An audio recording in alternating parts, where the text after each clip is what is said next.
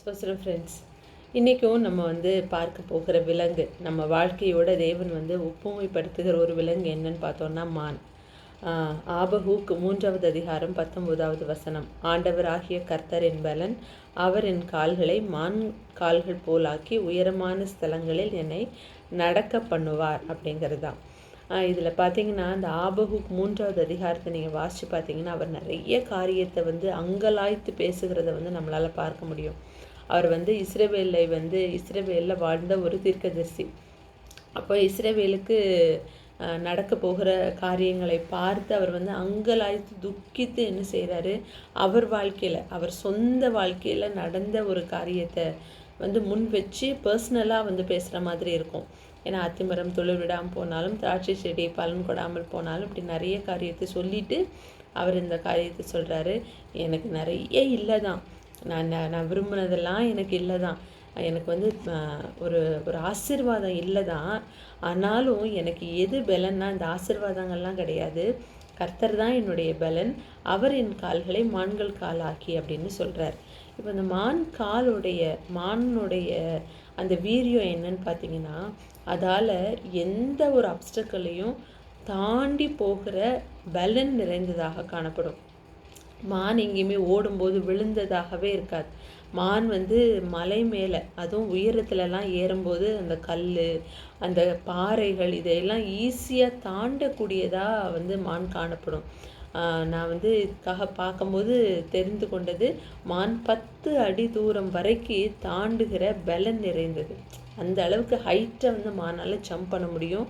அந்த அளவுக்கு நம்ம வாழ்க்கையில் கர்த்தர் நமக்காக வைத்திருக்கிற உயர்வில் என்ன தடைகள் வந்தாலும், கர்த்தர் நமக்கு என்ன உயர்வை வைத்திருக்கிறாரோ அந்த உயர்வுக்கு கர்த்தர் நம்மளை நடத்தி கொண்டு போகிறதுக்கு நமக்கு மான் கால்களை தருவார், அந்த உயர்வை தருவார் அப்படிங்கிறத இதற்கான அடையாளம். இது நீங்கள் சங்கீதம் 18:3 பார்த்தீங்கன்னா இதே வசனம் ரிப்பீட் ஆகும். அவர் என் கால்களை மான்களுடைய கால் போலாக்கி என்னுடைய உயர் ஸ்தலங்களில் என்னை நிறுத்துகிறார். இது தாவீது பாடுகிறார். இது எப்போனா, சவுல் அவரை துரத்திக்கிட்டே வர்றார் இல்லையா. ஒரு காலத்தில் சவுல் அவர் வாழ்க்கையிலிருந்து போய் அவர் மரித்து தாவீது ராஜாவாக அபிஷேகம் பண்ணப்படுகிறார். இந்த வசனத்தை நீங்கள் 2 சாமுவேல் 22வது அதிகாரத்தில் நீங்கள் வாசிக்கலாம். அப்போது இவ்வளவு தூரம் எவ்வளவு பாடு தாவீதுக்கு அந்த அரியாசனையில் ஏறுவதற்கு முன்பாக. ஆனால் கர்த்தர் என்ன நியமித்து வச்சுருந்தார்னா, அதற்கு ஆடு மேய்க்கும் போது இவர் தான் அரசனை நியமித்து வச்சுருந்தார். அப்போ என்ன தடை வந்தாலும் அது எல்லாவற்றையும் தாண்டி கர்த்தர் வைத்திருக்கிற இடத்துல, அந்த உயர்ந்த இடத்துல போய் தேவன் அமர பண்ணினார். எனக்கு மான் கால்களை கொடுத்தார் அப்படின்னு தாவீது மான் கால்கள், அதாவது உயர்வுக்கு தடையாக இருக்கிற எல்லாவற்றையும் தாண்டக்கூடிய பலனை தேவன் கொடுத்திருக்கிறார் அப்படின்னு சொல்கிறாரு. சங்கீதம் 29:9 பார்த்தீங்கன்னா, கர்த்தருடைய சத்தம் பெண்மான்களை ஈனும்படி செய்து காடுகளை வெளியாகும். இது என்ன, இது பெண்மான்களை ஈனும்படி செய்து அப்படின்னு பார்த்தோன்னா, பெண்மான்கள் குட்டி போடுவதற்கு ரொம்ப வலி வேதனையினால் ரொம்ப துன்பப்படுமா. ரிசர்ச்லலாம் என்ன சொல்கிறாங்க அப்படின்னா, இந்த மழை இடி காலங்களில் இந்த மாதிரி குட்டி போடுகிற விலங்குகள் ஈஸியாக குட்டி போடுமா. ஏன்னா அந்த அதிர்ச்சியில், அந்த பயத்தில் அந்த குட்டி போடுற ப்ராசஸ் டக்குன்னு நடக்குமா. அதைத்தான் இதில் சொல்லப்பட்டிருக்கு. கர்த்தருடைய சத்தம் பெண்மான்களை ஈனும்படி செய்யும்.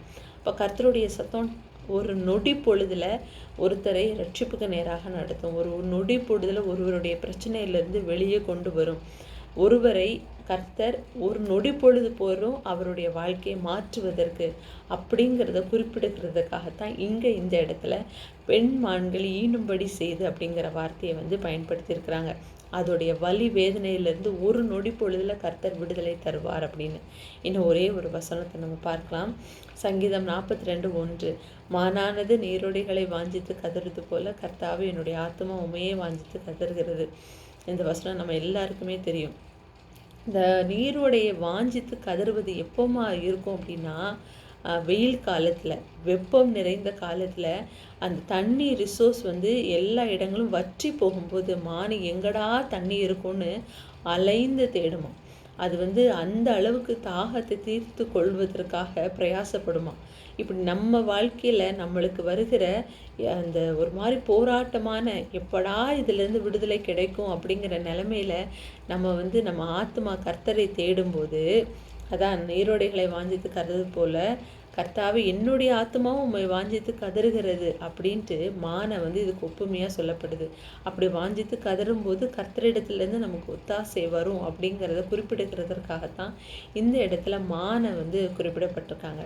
அப்போ மானை எதுக்கெல்லாம் குறிப்பிடுறாங்கன்னா, உயர்ந்த ஸ்தலங்களில் நொடி பொழுதில் அது போய் ரீச் ஆகிறது. மான் எவ்வளோ ஃபாஸ்ட்டாக ஓடும், அவ்வளவு ஃபாஸ்ட்டாக அதாவது 30 கிலோமீட்டர் பெர் ஹவர் மானால் ஓட முடியுமா. அந்த அளவுக்கு வேகமாக ஒரு நொடி பொழுது போதும். நீங்கள் யோசிப்பை பார்த்தீங்கன்னா, ஒரே ஒரே ஒரே இரவு போதும், அவனை அடுத்த நாள் ராஜாங்கத்துக்கு கர்த்தர் கூட்டி கொண்டு வந்து விட்டார். அது போகிற மான் கால்களை போல துரிதமாக நம்மளுடைய உயர்வை கர்த்தர் நமக்கு தர முடியும். தாவீது வாழ்க்கையில் நடத்தின கர்த்தர் நம் வாழ்க்கையில் நடத்த முடியும்.